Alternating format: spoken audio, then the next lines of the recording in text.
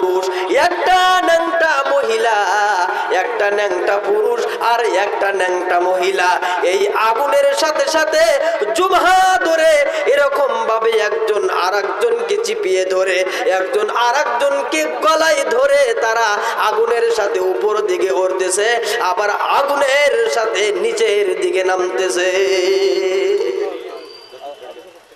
রাসূল বললেন, আমি দেখে তো অবাক, এটা কিরকম ধরনের দৃশ্য, এত ভয়ানক দৃশ্য কেন? মা হাজা, রাসূল বলছেন, আমি জিজ্ঞাসা করলাম এটা কি, এত ভয়ঙ্কর শাস্তি তাদেরকে কেন দেওয়া হতেছে? আমাকে উত্তর না দিয়ে বলা হলো, মা হাজা ইনতালিক ফান্তালাক না, নবী আপনি চলেন। নবী বলেন, আমি এগিয়ে চললাম। আমার ভাইয়েরা, আমার বন্ধুরা,